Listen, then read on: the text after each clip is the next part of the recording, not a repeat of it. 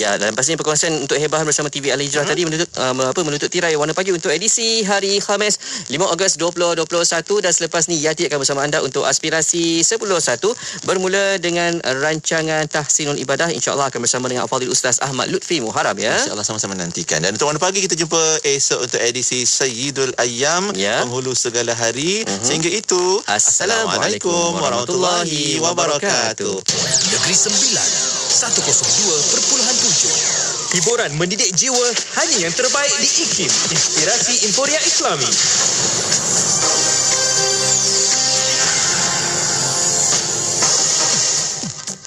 Bismillahirrahmanirrahim. Assalamualaikum warahmatullahi wabarakatuh dan salam sejahtera. Bersama saya Ahmad Nazari Muhammad Yusof dalam berita IKIM. Penggunaan katil di unit rawatan rapi ICU akibat wabak COVID-19 serta catatan kes harian wabak itu perlu menurun sebelum Negeri Sembilan beralih ke fasa 2 Pelan Pemulihan Negara PPN. Pada sidang media secara dalam talian selepas mempengerusikan mesyuarat mingguan Esko Kerajaan Negeri, Menteri Besar Datuk Seri Aminuddin Harun berkata, program vaksinasi perlu dipergiatkan lagi di Negeri Sembilan bagi mengurangkan bilangan pesakit COVID-19 pada tahap 4 dan 5. Dalam pada itu, Datuk Seri Aminuddin juga berkata Negeri Sembilan mencapai 74.36% bersamaan dengan 605,619 individu telah menerima dos pertama, manakala sebanyak 41.33% penerima melengkapkan dos kedua. Penularan wabak COVID-19 dalam kalangan kanak-kanak di negeri Kelantan membimbangkan apabila berlakunya peningkatan 25 hingga 30% kemasukan ke pusat kuarantin dan rawatan COVID-19 berisiko rendah PKRC di daerah Kota Baru sejak 2 minggu lalu. Pengarah PKRC Kelantan Dr. Muhammad Zurairi Muhammad Zubir berkata jangkitan COVID-19 kepada kanak-kanak disyaki berpunca daripada pesakit dewasa dalam kalangan ahli keluarga mereka. Sementara itu, beliau juga berkata PKRC Sekolah Menengah Kebangsaan SMK Kampung Laut Tumpat yang memiliki 250 katil dan berada dalam mood siap sedia sebelum ini akan dibuka semula, menjadikan 13 pusat berkenaan beroperasi di seluruh negeri. Pelajar Universiti Sains Islam Malaysia USIM memperkenalkan ciptaan laman Prosumer Control System LPCS, iaitu mengintegrasikan teknologi Internet of Things IoT dalam mengawal proses pembajaan, siraman dan meracun tanaman rockmelon menggunakan telefon pintar. Ketua projek Khairus Zihani Kelana berkata ciptaan inovasi tersebut adalah hasil projek pelajar tahun 3 Sarjana Muda Kejuruteraan Elektronik Fakulti Kejuruteraan dan Alam Bina USIM, terdiri daripada Hairul Iskandar Hairul Nizam, Nurul Syuhada Amir dan Siti Sarah Nabila Nur Zawawi. Ciptaan itu sesuai digunakan di ladang pertanian berskala kecil yang menggunakan kaedah penanaman, fertigasi, dan projek tersebut digunakan bagi tanaman rockmelon diusahakan oleh Jabatan Keselamatan di kampus berkenaan. Sekian saja berita IKIM untuk edisi 10 pagi ini. Assalamualaikum warahmatullahi wabarakatuh dan teruskan kesetiaan anda bersama IKIM Inspirasi Inforia Islami. Laporan berita tadi dari sumber bernama Kapsul Masa.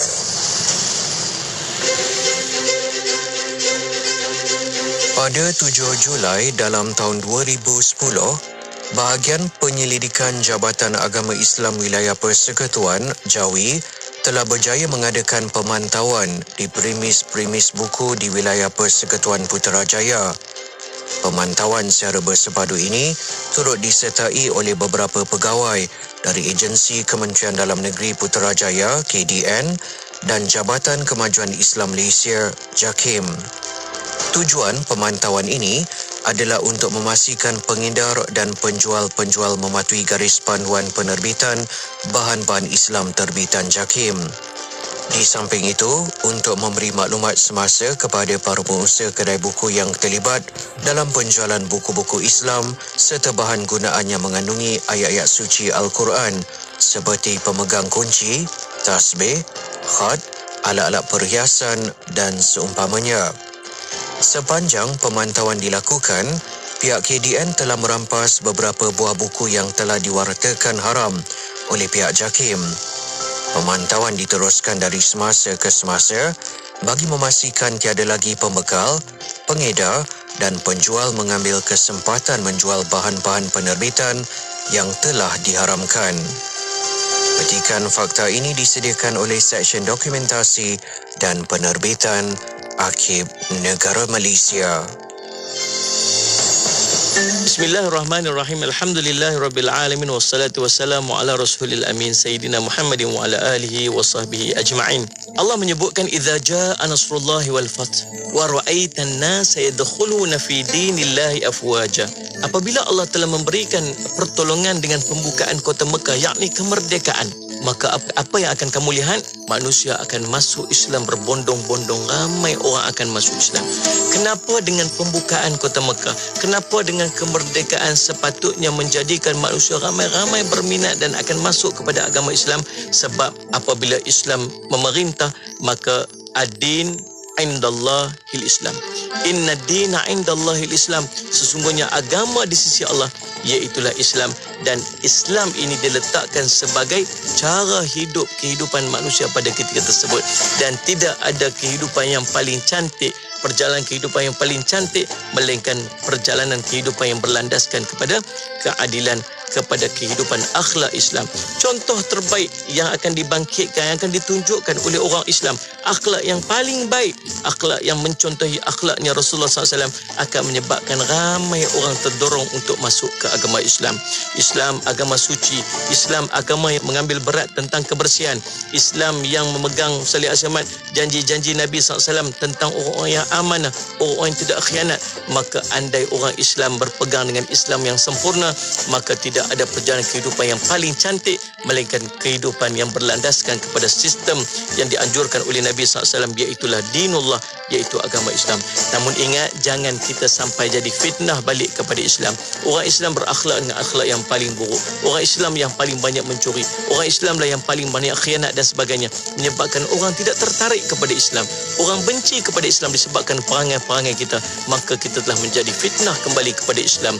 Maka tuan-tuan, apabila Allah berikan kepada kita salih asyamat kemerdekaan, maka berakhlaklah dengan akhlak Islam yang sungguh-sungguh, dan insya-Allah kita akan menjadi contoh dan teladan yang paling baik kepada orang-orang yang lain yang belum Islam untuk kembali kepada Islam beramai-ramai hasil daripada kemerdekaan yang Allah berikan kepada negara kita ini, insya-Allah.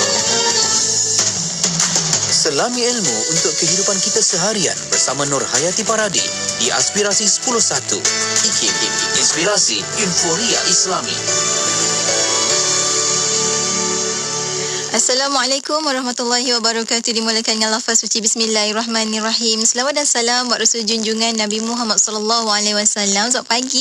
Salam aspirasi untuk semua sahabat pendengar Radio Institut Kefahaman Islam Malaysia. Sudah pun 10.08 pagi dan masanya untuk Yati bersama dengan sahabat pendengar menerusi perkongsian hari ini, hari Khamis. Alhamdulillah, Allah rezekikan kita sekali lagi untuk sama-sama menghirup udara yang Allah kurniakan kepada kita. Oksigen ini mahal harganya rupanya.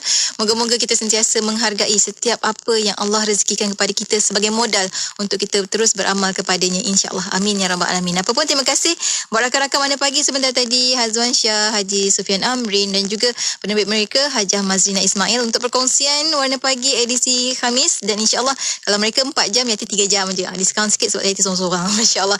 Insya-Allah bersama Yati kita akan kongsikan pelbagai perkongsian, dan yang pertama ni kejap lagi kita akan bersama menerusi tahsin ibadah. Kita nak sama-sama duduk, nak berkongsi, nak belajar ilmu menerusi perkongsian pengajian Matan Zubat, insya-Allah bersama dengan Ustaz Ahmad Lufi Muharram, yang mana anda boleh ikuti secara langsung di FB IKIM FM dan juga di YouTube channel IKIM, insya-Allah. Saat ini jom kita sama-sama mulakan pagi kita dengan memperbanyakkan selawat kepada baginda Rasulullah sallallahu alaihi wasallam. Kita ada harmonis dengan syafaatmu hanya di IKIM, Inspirasi Inforia Islami, bertemankan saya Nur Hayati Paradi.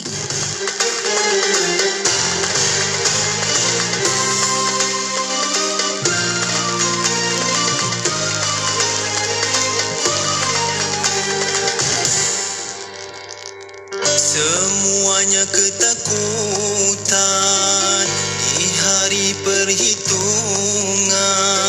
hari pembalasan suratan amalan. Kaulah pembela umat berdosa, dikabul panjatkan doa. As-salatu wassalamu alaika ya Rasulullah, alaika ya Habiballah, alaika ya Nabi Allah. As-salatu wassalamu alaika ya badran tamam, alaika ya nur as-salam, alaika ya khairal anam.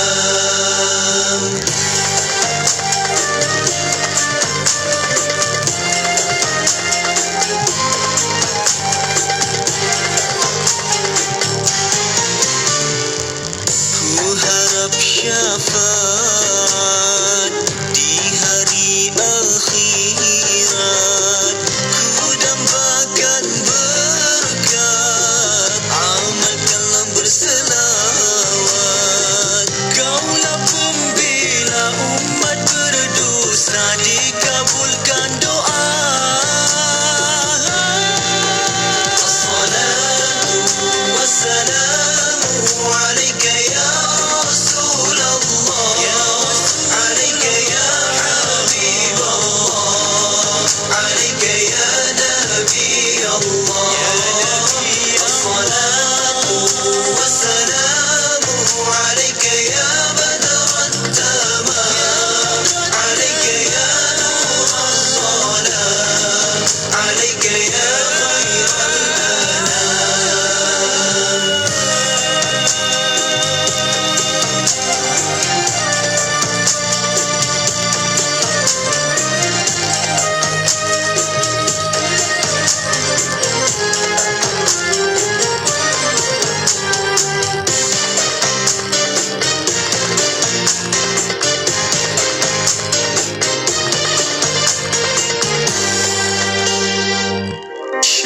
Syafaatmu, syafaatmu, syafaatmu, syafaatmu membawa kami untuk ke syurga.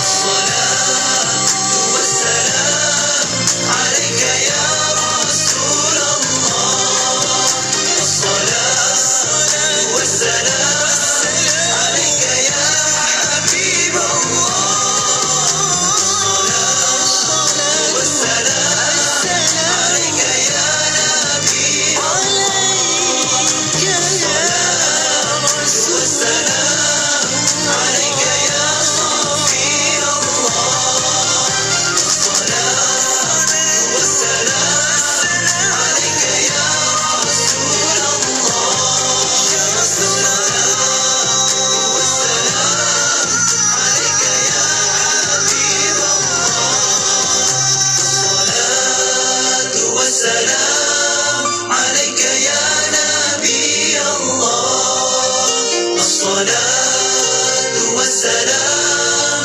alaika ya Safi Allah. Radio IKIM 20 tahun inspirasi Inforia Islami. Alhamdulillah, waktu ini bersama dengan Yati menerusi perkongsian aspirasi 10.1.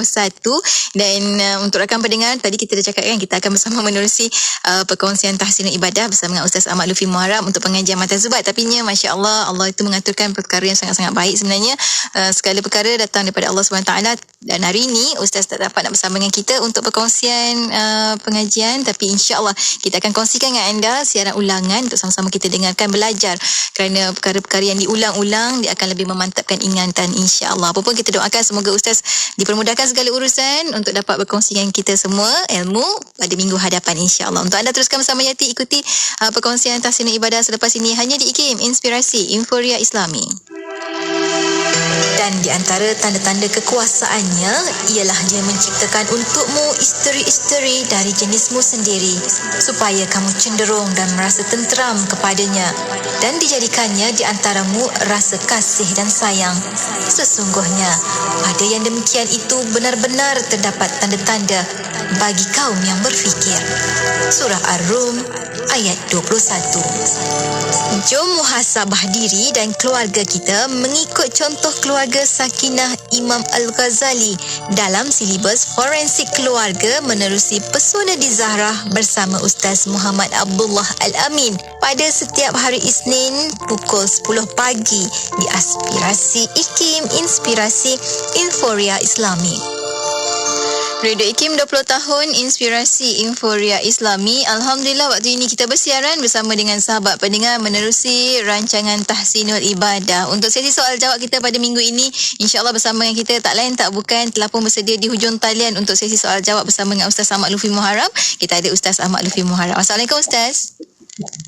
Waalaikumsalam warahmatullahi wabarakatuh. Alhamdulillah. Terima kasih banyak Ustaz kerana sudi untuk bersama dengan kita semua untuk perkongsian pada hari ini menerusi Tahsinul Ibadah untuk sesi soal jawab bersama dengan Ustaz. Cumanya awalan ini sebelum kita nak sama-sama raikan soalan-soalan yang telah pun dihantarkan sebahagiannya tu oleh rakan-rakan pendengar kita menerusi platform FB IKIM FM, YouTube channel IKIM dan juga di WhatsApp IKIM di 0112900404. Kita mulakan sedikit Ustaz dengan mukadimah daripada Ustaz sendiri. Silakan Ustaz. Assalamualaikum warahmatullahi wabarakatuh. Bismillahirrahmanirrahim. Alhamdulillahi rabbil alamin. Wa sallallahu ala sayyidina Muhammadin wa ala alihi wa sahbihi ajma'in. Wa la hawla wa la quwwata illa billahil aliyyil azim. Amma ba'd. Terima kasih kepada Hayati Paradi selaku penerbit rancangan Tahsinul Ibadah dan seterusnya kepada semua pendengar IKIM yang dirahmati Allah Subhanahu wa taala. Saya kira masih belum terlewat. Kalau dah terlewat, kita kira qada lah untuk mengucapkan salam Aidil Adha. Taqabbalallahu minna wa minkum. Semoga Allah Ta'ala terima daripada kami dan daripada semua pendengar yang dirahmati Allah Subhanahu wa Ta'ala. Hari Raya ataupun Eid, dia datang daripada perkataan aud. Aud ni maksudnya kembali. Mengapakah hari raya itu dipanggil daripada perkataan kembali? Ada yang mentafsirkan bahawasanya kerana dia berulang-ulang. Setiap tahun berulang-ulang. Dan yatajaddadu surur, berulang-ulangnya kegembiraan. Walaupun pada tahun ini separuh sahaja kegembiraan itu, tetapi masih ada lagi kegembiraan. Yatajaddadu surur, berulang-ulang, sentiasa baharu, refresh. Kegembiraan itu saban tahun, setiap kali masuk daripada hari raya. Dan satu perkara yang diingatkan bahawasanya hari raya adalah merupakan perkara yang mana menjadi ibadah untuk kita gembira. Kita tidak ada hari raya dengan erti kata sebenar. Dan dengan erti kata satu bentuk penterjemahan ibadah kita kepada Allah, melainkan dua hari raya. Hari raya puasa dan hari raya haji. Adapun hari-hari yang lain, sempena-sempena yang lain, itu mungkin segi adat sahaja. Itu mungkin daripada segi uruf sahaja. Ia tidak boleh mengatasi dan dia tidak boleh diperlakukan seperti mana hari raya yang sebenar, iaitu hari raya puasa dan juga hari raya haji. Adapun yang lain itu dipanggil hari raya segi bahasanya, segi urufnya, segi adatnya. Setelah itu, hendaklah kita semua menyedari hari raya yang betul-betul hari raya yang kita akan bergembira, tidak ada gundah gulana kesedihan selepasnya, adalah hari yang kita diisytiharkan sebagai ahli syurga. Itu hari raya yang sebenar-benarnya, yang mana diisytiharkan si fulana Nurhayati Paradi misalnya ahli syurga. Amin. Maka itulah kegembiraan yang tiada tara dan bandingannya. Allah Ta'ala berfirman, faman zuhziha 'anil nari udkhilal jannah faqad faz. Siapa yang disingkirkan daripada neraka, dimasukkan ke dalam syurga, maka dia adalah orang yang berjaya dengan kejayaan yang sebenarnya. Apa yang kita ingin sampaikan, maknanya kalau bergembira dengan apa pun bentuk kegembiraan, mesti ada di dalamnya benih ketakutan. Kerana kita pun tak tahu yang hakikat sebenar selepas kematian kita, adakah ke syurga kita ataupun ke neraka, mendapat redha Allah ataupun kemurkaannya. Maka itulah yang sentiasa membalut dan menjaga kegembiraan kita supaya tidak melampaui batas. Dan hakikat sebenarnya adalah apabila kita diberi buku catatan di sebelah tangan kanan, dan dengan penuh girang gembira yang mendapat buku catatan daripada tangan kanan, menunjuk-nunjuk di hadapan khalayak dan teman-temannya, tengok ini buku tangan kanan aku dapat. Semoga Allah Ta'ala jadikan kita semua yang bercakap, yang mendengar, yang bersama daripada ashabul yamin, orang yang daripada kumpulan kanan, orang yang mendapat buku daripada buku catatan sebelah kanan. Wallahu a'lam. Amin, amin ya rabbal alamin. Moga Allah kurniakan kita kebaikan di dunia dan juga di akhirat. Terima kasih banyak Ustaz untuk awalan ni dan penuh dengan doa-doa dan sebenarnya harapan-harapan untuk semua sahabat pendengar. Dan kita nak mulakan sesi soal jawab kita untuk sama-sama kita ajukan soalan pada Ustaz Ahmad Lutfi Muharram di WhatsApp IKIM di 01129004 dan juga di YouTube channel IKIM dan juga di FB IKIM FM. Kita ada soalan pertama daripada sahabat kita di WhatsApp IKIM ni Ustaz. Kata, Assalamualaikum Ustaz, nak tanya, apakah yang lebih baik untuk ibadah qiyamul lail, perbanyakkan solat sunat atau solat sunat tahajud 2 rakaat saja, selebihnya baca Al-Quran Ustaz? Bismillahirrahmanirrahim.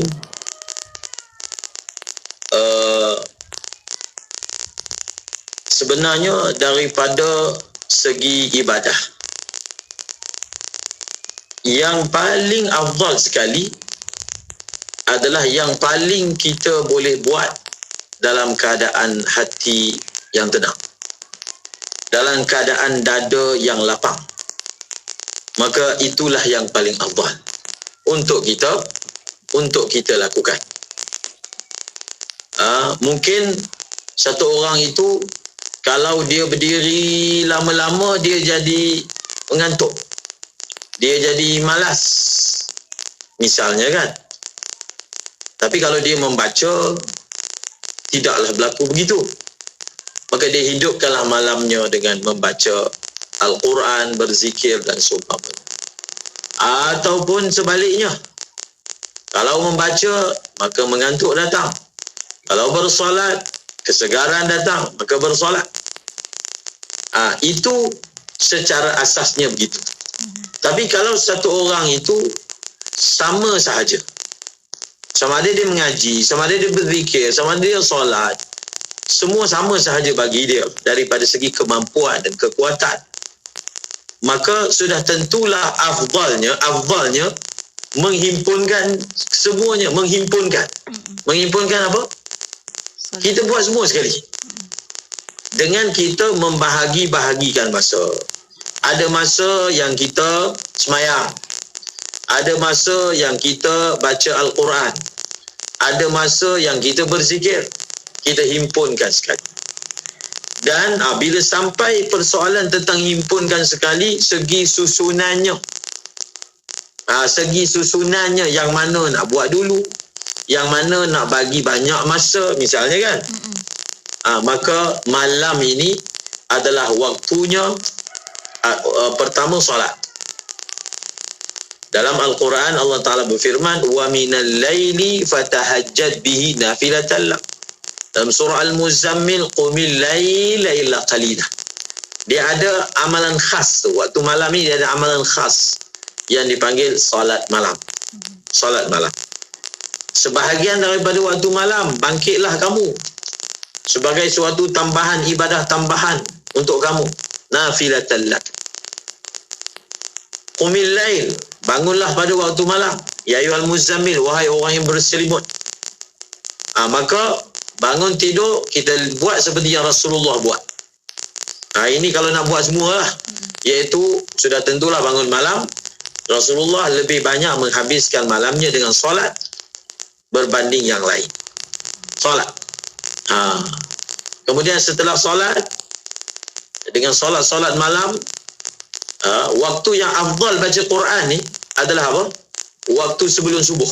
Jadi kalau nak baca Quran, kalau nak zikir, maka waktu afdalnya pada waktu sahur. Sebab itu ada setengah tarikat amalan berzikirnya sebelum subuh. Sebelum subuh. Misalnya ada 1400 kali dengan bacaan Allah Allah ke misalnya, dibuat sebelum daripada sembahyang subuh. Dan baca Quran yang bagus apa? Inna Quran al-fajri kana mashhuda. Sesungguhnya Quran yang dibaca pada waktu fajar, hampir fajar itu disaksikan oleh malaikat. Bagusnya kita baca Quran itu di hujung pada waktu sahur, pada waktu fajar, dan berzikir itu pun pada waktu sahur. Wabil asharihum yastaghfirun. Mereka ini disifatkan pada waktu sahur mereka beristighfar.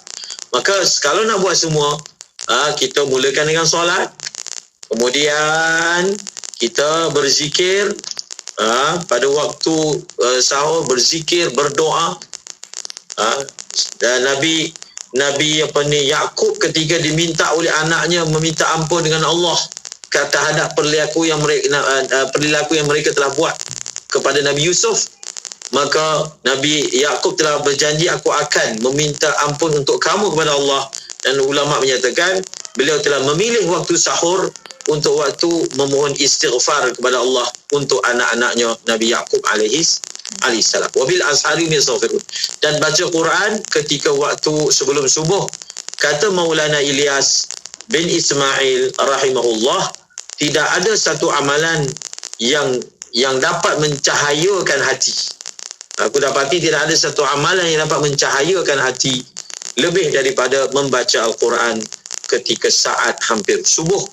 Maka mereka yang berkemampuan, begitulah susunan yang afdalnya dibuat begitu. Ini bagi mereka yang kuat, mereka yang baru permulaan, paling kurang 2 rakaat pada waktu malam. Masya Allah. Terima kasih banyak Ustaz untuk pencerahan. Seterusnya soalan daripada sahabat kita di YouTube channel IKIM, Izwan Sulaiman, berkaitan dengan zakat Ustaz. Sahabat kita ni mengambil zakat pendidikan di negeri beliau, tetapi permohonan tersebut ditolak kerana melebihi umur permohonan. Persoalannya, adakah dalil yang menolak permohonan zakat seorang pelajar disebabkan umur Ustaz? Adakah ada dalil yang menolak permohonan disebabkan umur? Saya tidak pasti berapakah kadar umur yang ditetapkan, dan dalam masalah zakat ini, kalau mazhab Syafi'i lah, tidak ada yang secara khusus nama zakat itu zakat orang belajar. Tak ada. Kita belajar dalam 8 asnaf, tak ada kan? Betul, tak ada. Jadi sama ada orang itu belajar ke tak belajar ke, dia duduk dalam bawah mana-mana asnaf, maka dialah layak. Tidak ada kaitan dengan umur. Miskin ni tak ikut umur. Miskin ni tak ikut umur. Paling kurang dia baligh ke atas. Sebab kalau dia kecil lagi, dia mungkin ada orang tanggung dia. Bila dah besar, tak ada orang tanggung dia. Maka di dalam mazhab Imam Syafi'i tidak ada kriteria umur dalam penerimaan zakat. Bahkan siapa sahaja, contohnya dia ini perlu untuk menyara kehidupan dia, dengan sebab dia belajar, ada kos-kos tambahan misalnya, maka walaupun berapa umur dia layak untuk memperolehinya. Wallahu a'lam bishawab. Jadi boleh tanya pihak yang buat syarat tu lah.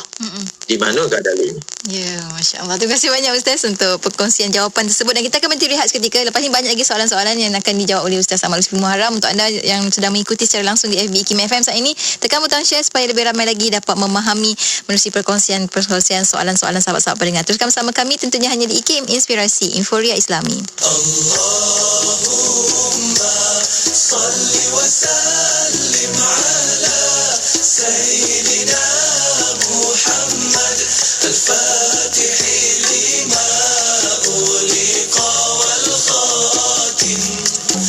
Allahumma salli wa sallim ala Sayyidina Muhammad al-Fatih lima uliqa wal khatim.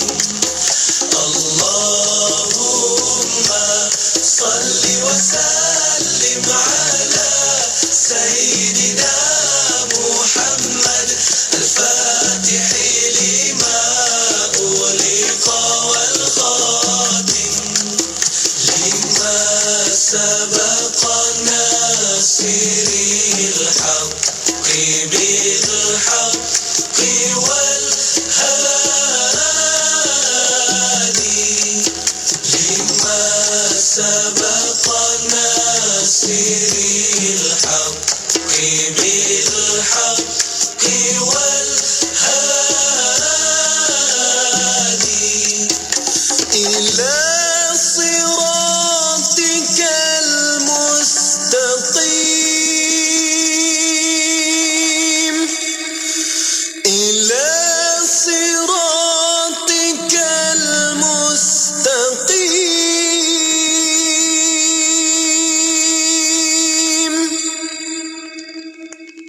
Wa ala alihi wa sahbihi haqqa qadri wa miqdarihi al-azim. Wa miqdarihi al-azim.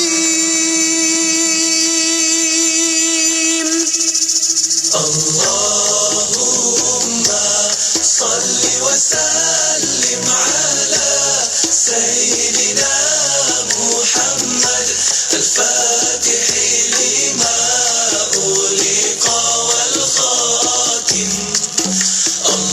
Allahumma salli wa sallim ala Sayyidina Muhammad al-Fatih lima uliqa wal khatim. Allahumma salli wa sallim ala Sayyidina Muhammad al-Fatih lima. Selawat dan salam buat Rasul junjungan Nabi Muhammad sallallahu alaihi wasallam. Alhamdulillah kita kembali bersiaran bersama dengan sahabat mendengar menerusi Tahsinul Ibadah untuk sesi soal jawab bersama dengan Ustaz Ahmad Lutfi Muharram. Soalan-soalan anda menerusi FB IKIM FM, YouTube channel IKIM dan juga di WhatsApp IKIM di 01129004. Seterusnya Ustaz, kita ada soalan daripada sahabat kita di WhatsApp IKIM. Ustaz kata, Assalamualaikum Ustaz, maaf Ustaz, nak minta tolong Ustaz leraikan persoalan dan masalah yang selama ini berada dalam fikiran sahabat kita ni Ustaz. Namanya tak diberikan. Apakah hukuman paling ringan yang perlu sahabat kita buat jika pernah terlanjur melakukan hubungan suami isteri satu hari ketika siang hari bulan puasa 10 tahun yang lalu Ustaz?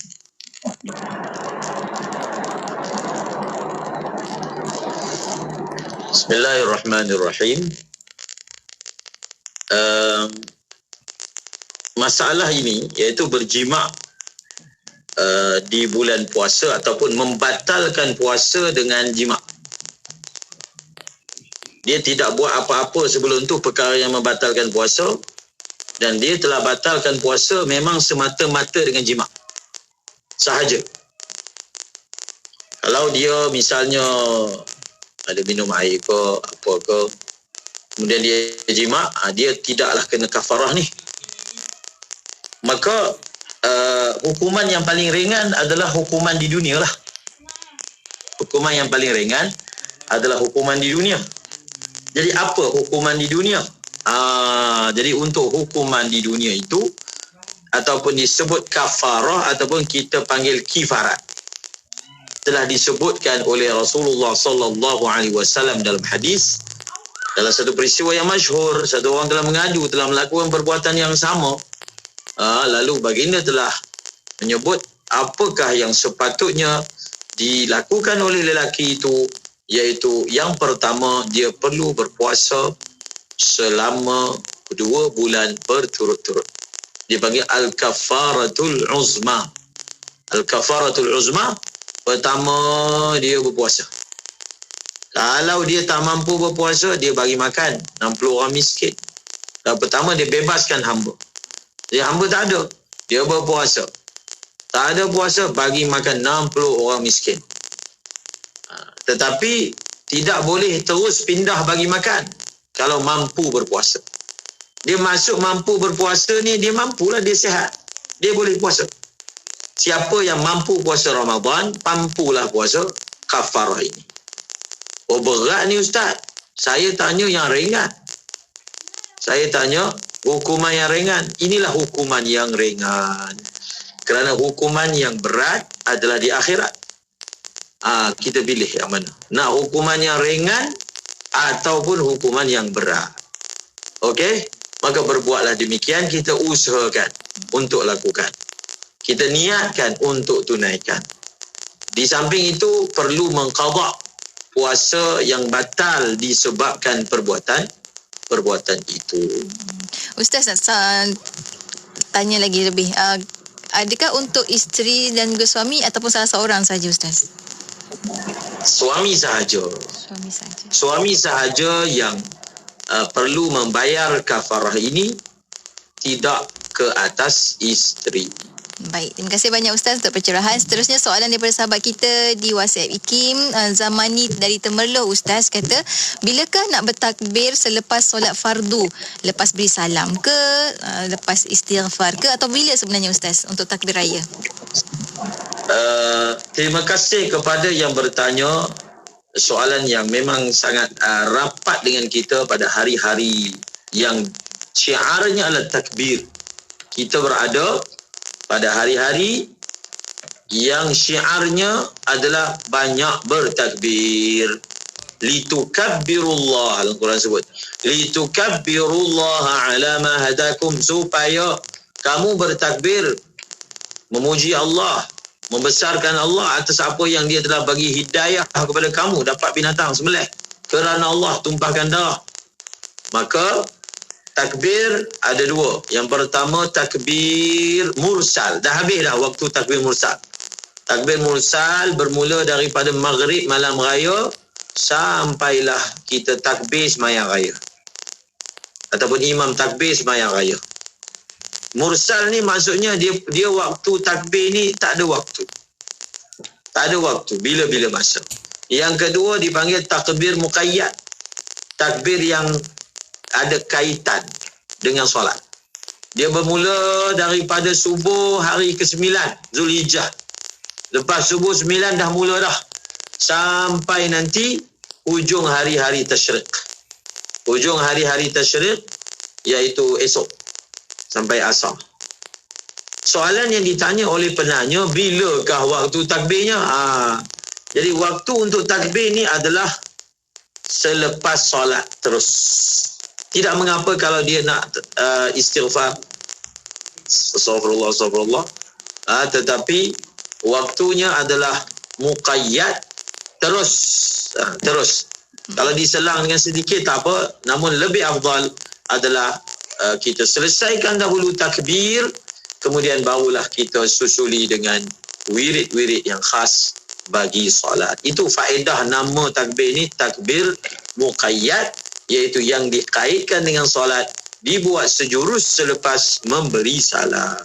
Baik, Alhamdulillah. Terima kasih banyak Ustaz. Seterusnya sambungan juga Ustaz daripada sahabat kita juga di WhatsApp IKIM kata, Ustaz boleh tak takbir hari raya itu dilaungkan di luar waktu yang biasa? Contohnya sebelum sebagai contoh sebelum 1 Syawal, 10 Zulhijjah, selepas hari Tasyrik. Adakah ianya hanya sunat dibaca dalam tempohnya sahaja, dan apakah hukumnya dibaca di luar waktu tersebut? Adakah ia dikira sebagai zikir dan zikir biasa dan sebagainya, Ustaz? Kita semua biasa dengar takbir raya, selalu buat, biasa buat, dan kita faham apakah makna zikir-zikir tersebut, dan dia memang zikir, cuma dia ini adalah zikir khas. Zikir ni ada 2 jenis. Satu zikir am, bila-bila masa, contohnya selawat, ikut mu lah nak baca selawat bila, secara umumnya. Tetapi ada zikir khas. Ada zikir khas. Ingat kaedah yang saya nyatakan, di sesuatu tempat yang sudah ada zikir khas. Contohnya waktu rukuk, ada tak zikir khas? Ada. Subhana rabbiyal azimi. Waktu sujud, adakah ada zikir khas? Ada. Subhana rabbiyal a'la. Di mana-mana tempat yang ada zikir khas, maka zikir membaca selain daripada itu adalah tidak disunatkan. Ada setengah keadaan jadi makruh. Contohnya dia pergi baca Quran ketika rukuk. Sedangkan Quran ni zikir yang paling tinggi. Membaca Quran pun termasuk dalam zikir juga. Dia adalah yang paling tinggi. Tapi kalau baca masa rukuk dia jadi makruh. Dia jadi hukumnya makruh. Sebab tak kena tempat. Okey? Begitulah juga dalam persoalan ini. Zikir ini ataupun bacaan ini secara penuh tu, Allahu Akbar, Allahu Akbar, apa semua yang kita baca dalam lafaz takbir raya, dia adalah zikir khas. Tidak disunatkan buat pada waktu-waktu yang lain. Kalau orang itu buat tanpa ada sebarang iktiqad itu takbir raya, tanpa ada sebarang iktiqad ini benda yang disyariatkan buat, maka tak ada masalah. Dia akan dapat pahala zikir am. Sebab tak ada salah apa pun pada takbir tu, lafaznya maknanya bagus. Tapi kalau dia beriktikad, ni zikir ni pada waktu ini dengan lafaz ini adalah disunatkan, disyariatkan, maka dia jadi bid'ah. Dia jadi apa? Dia jadi hukumnya bid'ah. Maka itulah jawapannya, terpulang kepada yang melafazkannya. Contohnya orang buat rakaman takbir raya lah. Dia rakam tu belum raya lagi pun. Cuba tanya yang buat rakaman tu. Aikim buat rakaman takbir raya. Bila? Belum lagi raya. Tetapi mereka buat itu atas nama rakaman. Bukan dengan i'tiqad disyariatkan buatlah ni. Tidak. Supaya rakam awal mudah nak disiarkan. Maka tak ada masalah. Dapatlah pahala. Pian dapatlah pahala misalnya. Dapat pahala zikir. Tapi dapat pahala zikir khas pada waktu yang khas, tak dapatlah. Waktu dia dapat pahala. Kalau kita buat luar daripada waktu, tanpa ada i'tiqad tadi, tetap dapat pahala atas nama zikir am, iaitu memuji dan membesarkan Allah Subhanahu wa ta'ala. Masya Allah. Terima kasih banyak Ustaz untuk pencerahan. Seterusnya kita ada Malik Izani di FB IKIM FM kata, Assalamualaikum Maulana, apakah maksud bayang istiwa yang disebut di dalam kitab pada masalah masuk waktu zuhur? Bukankah ketika istiwa tiada bayang-bayang, Ustaz? Disebutkan dalam kitab ada istilah dipanggil zillul. Zil tu maksudnya bayang, al-istiwa maksudnya istiwa lah, tengah. Matahari berada di atas kepala, bahasa Melayu mudahnya. Waktu zuhur masuk bila? Waktu zuhur masuk adalah apa? Apabila objek mula mengeluarkan bayang. Sebab bila waktu istiwa tak ada bayang. Dan bila dia mula tergelincir, maka keluar bayang. Bilakah masuk waktu asar? Bila bayang sesuatu objek itu sama banyak. Mislahu. Kalau benda itu objeknya 1 meter, maka bayang dia pun 1 meter. Cukup 1 meter, habis waktu zuhur, masuk waktu asar. Cuma dalam kitab dia ada tambah lagi, kecuali kalau di waktu-waktu. Sebab memang betul, bila atas kepala, dia sepatutnya tak ada bayang. tetapi ada keadaan yang mana berlaku tidak sepatutnya. Itu masalah peredaran matahari lah. Waktu yang tegak tu ada bayang dah. Itu dia panggil zillul istiwa. Jadi kalau pada waktu-waktu yang berlaku seperti itu, negeri-negeri yang berlaku walaupun waktu rembang ada juga bayang, untuk menentukan waktu zuhur dia adalah kita tambah. Contohnya bayang istiwa tu waktu rembang tu ada 1 inci. Maka untuk kita kata waktu zuhur masuk, kita kena dapatkan bayang tambahan daripada 1 inci. Barulah masuk zuhur. Dan untuk tentukan masuk waktu asar, maka contohnya objek itu 1 meter. Tak cukup untuk kita kata sudah masuk asar. 1 meter perlu ditambah dengan bayang istiwa 1 inci. 1 meter 1 inci barulah masuk waktu asar. Jadi yang bertanya itu mafhum soalan dia, memang kebiasaannya ataupun setengah negeri kebiasaannya ada bayang ketika istiwa. Jadi dia adalah merujuk sebagai satu keadaan yang mana berbeza, walaupun istiwa tetap ada bayang. Maka itulah yang dimaksudkan dengan zillul istiwa. Baik, terima kasih banyak Ustaz. Maknanya nanti asar tu kita kena lebihkan 1 inci lah bayang tersebut. 1 inci. Baik. Di tempat yang bersifat demikian. Baik Ustaz. Seterusnya Man Izani ada satu lagi soalan Ustaz. Selepas solat asar akhir hari tasyrik masih boleh takbir ke Maulana? Maksudnya lepas asar, solat asar tu. Selepas solat asar. Selepas solat asar ke selepas habis waktu asar? Selepas solat asar. Dah begitu persoalan dia. Waktu habis takbir ni selepas usai solat asar ataupun selepas habis waktu asar, sama juga masalah. Mula takbir 9 Zulhijjah tu, lepas masuk waktu subuh ke selepas sudah sembahyang subuh? Selepas sudah sembahyang subuh, selepas masuk waktu subuh ke selepas sudah sembahyang subuh? Ini adalah masalah yang berlaku perbezaan pandangan antara Imam Ibn Hajar dan juga Imam Ramli. Boleh cek lah. Malik Izani ni ustaz juga ni. Jadi boleh cek dalam kitab. Ada di kalangan mereka berdua mengatakan masuk subuh tu dah boleh takbir.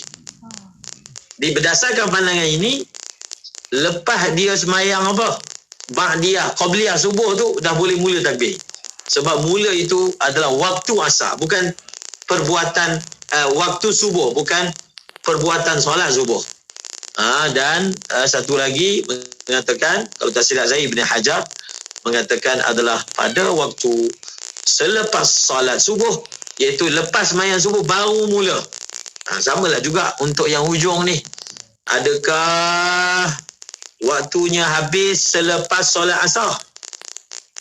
Selepas solat asar ke selepas waktu asar? Maka berbezalah pandangannya. Baik. Terima kasih banyak Ustaz.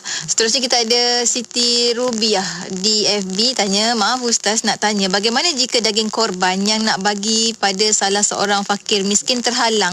Beliau sakit di hospital contohnya. Apakah hukum jika dapat bagi selepas selesai hari tasyrik? Tak ada masalah. Tidak ada waktu khas yang mesti bagi dalam waktu itu. Tak boleh lewat. Tak ada. Yang penting sampai. Afdalnya sudah pastilah dalam hari-hari tersebut.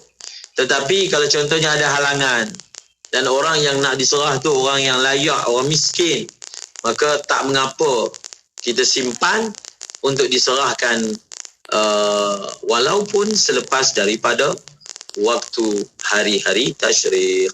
Baik, terima kasih banyak Ustaz. Seterusnya daripada rakan kita di YouTube, Eda Yaya tanya, Ustaz, bolehkah menyembelih binatang untuk korban di waktu malam? Boleh dan dihukum sebagai makruh kalau tak ada uzur. Kalau tak ada sebarang uzur buat waktu malam, maka hukumnya makruh. Boleh tu memang boleh lah. Sebab apa ulama sebut makruh?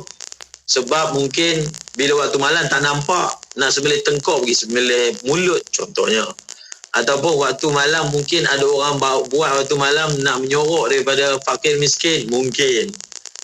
Tapi kalau waktu contohnya kita ada uzur, dibataskan korban satu hari banyak ni je, ataupun petugas tak banyak, pelbagai. Ataupun lembu tu siang tidur, malam jaga, budak nak sembelih waktu jaga misalnya. Ataupun apa saja sebab yang disebut sebagai uzur, maka hilanglah hukum makruh tadi. Daripada segi sah tak ada kaitan siang ataupun malam. Paling afdal waktunya Ustaz? Paling afdal siang pada waktu lepas main raya. Pagi. Sebab itu kan kita pernah nyatakan kenapa dalam bahasa Arab ni korban ni dipanggil udhiyah. Udhiyah ni ambil daripada perkataan dhahwah. Dhahwah ni maksudnya waktu pagi, waktu duha. Kenapa? Kerana ibadat itu berlaku pada waktu itu.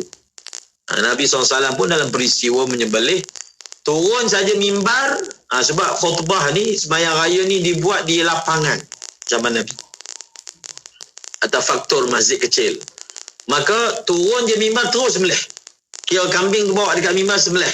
Maknanya dibuat begitu awal pagi. Oleh kerana itulah waktu yang Nabi buat, sudah tentulah afdalnya dibuat pada waktu pagi.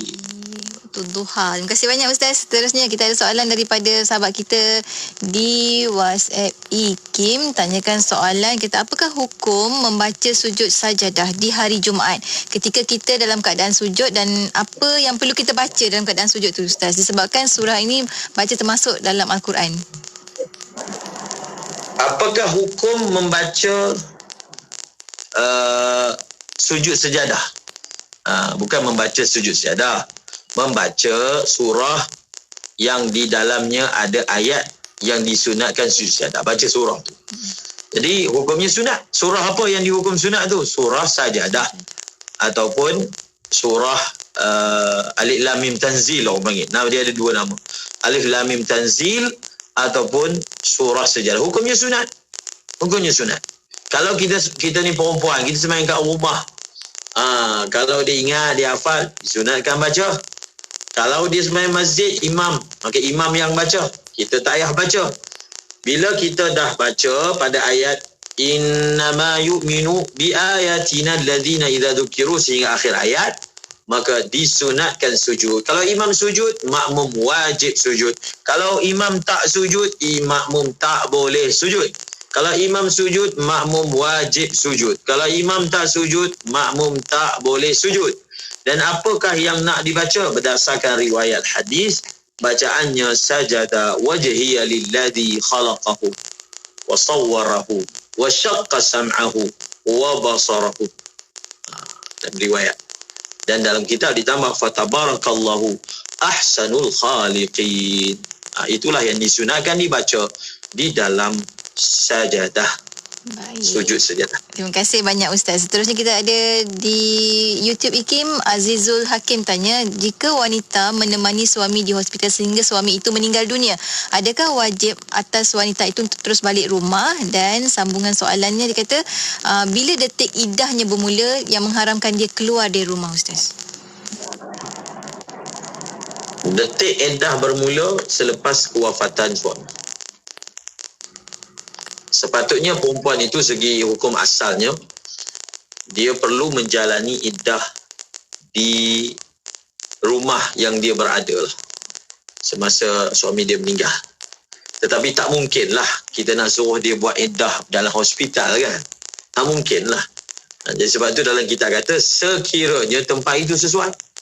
Sekiranya tempat itu sesuai. Kalau tempat itu tidak sesuai, contohnya dia ni tinggal dekat rumah mak mentua dia. Waktu suami dia ada ni kira kurang sikit lah masalah. Dengan ipaknya dia boleh bersabar. Kalau suami tak ada ni dia jadi payah. Kan ada setengah situasi macam tu. Misalnya kan. Ataupun dia duduk rumah tu, rumah sewa, suami bayar, suami dah tak ada kemampuan nak bayar. Pelbagai contoh.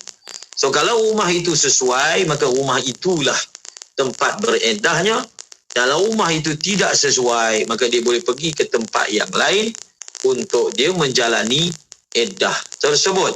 Jadi berdasarkan keterangan yang saya nyatakan tadi, maka sudah tentulah bukanlah tempatnya hospital. Dia dah mula sepatutnya menjalani iddah tersebut pada waktu paling awal yang mungkin dia uruskan maknanya kembalinya ataupun menginapnya dia ke tempat iddah tersebut. Maksudnya waktu yang paling awal boleh diuruskan perkara itu, itulah waktunya yang dia sudah mula menjalani ihdad. Iddah dah mula dah. Iddah memang dah mula. Cuma ihdad dia ada dua, satu iddah, satu ihdad. Iddah ni yang masa tu 4 bulan tu. 4 bulan 10 hari. Walladzina yatawaffawna minkum wa yadharuna azwajan yatarabbasna bi anfusihinna 4 ashhurin wa 10. Yang kematian suami dia, maka dia menjalani iddah, menunggu sehingga berapa? 4 bulan 10 hari. Iddah ni dia dah mula dah, mati dah mula dah, meninggal dah mula dah. Tapi dalam iddah tu dia ada ihdad. Ihdad ni maksudnya apa? Berkabung. Ihdad.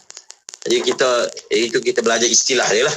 Berkabung ni maksudnya dia tidak meninggalkan rumah, tak keluar rumah, tidak memakai wangian, tidak berhias-hias dalam tempoh tersebut. Dan dinyatakan dalam kitab apakah hikmahnya daripada iddah wafat ini dipanggil apa? Ta'abbud. Dipanggil apa? Ta'abbud ataupun tafajju'. Tafajju' ni maksudnya sebagai suatu penterjemahan daripada pihak diri dia terhadap kesedihan kewafatan suaminya. Maka dia perlu menjalani ihdad, iaitu berkabung dalam tempoh 4 bulan 10 hari. Baik, terima kasih banyak Ustaz untuk jawapan. Seterusnya kita ada satu soalan terakhir daripada sahabat kita di Facebook IKIM FM. Aid Musa kata, Assalamualaikum Ustaz. Sekiranya dalam keluarga itu ada 3 orang berkorban dalam satu keluarga, ketika membahagikan daging, masing-masing adanya bagi daging kepada orang miskin yang sama. Jadi apakah hukumnya Ustaz? Tak ada masalah. Tidak ada satu had yang berapa banyak orang miskin ni dia boleh terima. Tak ada masalah. Dia terima sampai daging jadi banyak. Dia menega buka kedai jual daging lembu. Misalnya, jual daging kambing. Orang miskin ni, dia mendapatlah pendapatan yang besar. Contoh, adakah boleh? Boleh, tak ada masalah. Tak perlu kita nak buat report sana, mengadu di FB. FB ni bukan tempat mengadu. Allah tempat mengadu. Jadi benda tu memang nak didermakan. Kalaulah berlaku orang miskin dapat banyak, dia pergi jual, itu hal dia, tak ada kaitan dengan kehidupan kita. Memang dibenarkan oleh syarak, dan daging korban itu memang diberi kepada orang miskin sebagai tamlik. Dalam tamlik, dalam kitab kata apa? Tamlik tu maksudnya pemilikan, dan orang miskin berhak untuk menjualnya, memberi secara percuma, makan sendiri, terpulang kepada dia. Dia sudah menjadi hak milik mereka. Tapi dengan syarat, ia diperolehi dengan jalan yang betul. Bukan dengan jalan helah contohnya. Contohnya memang ditetapkan hanya satu keluarga 1 kilo. Tapi mungkin dia main helah-helah, trik-trik, pakai baju biru, pakai baju kuning, jadi orang tak kenal. Itu tak boleh. Sebab apa? Tuan dia pemilikan daging korban ni kita boleh ambil atas izin tuan dia. Ini pun nak nasihatkan kepada pengurusi ataupun AJK masjid.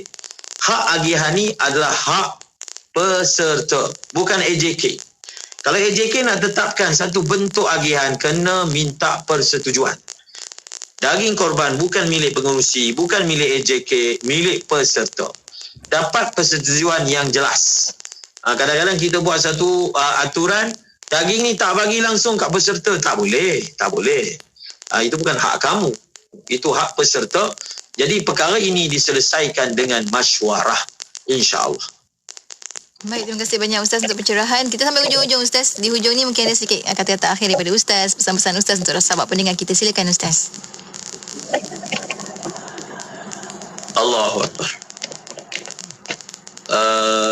kita berkorban.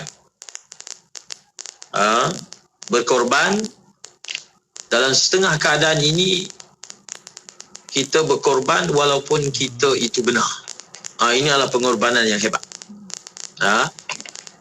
Wa in aqabtum fa'aqibu bimisli ma uqibtum. Kalau kamu nak balas balik orang buat pada kamu, Allah ingatkan setimpal, jangan lebih. Wala in sabartum, tapi Al-Quran ajar yang lebih tinggi. Yang tadi itu secara umumnya siapa nak buat boleh. Yang digalakkan, yang dimotivasikan, kalau kamu sabar, maka itulah lebih baik untuk kamu. Islam ajar orang beri keburukan, kita balas dengan kebaikan. Itu yang terbaik. Tetapi kalau orang itu dia ingin balas balik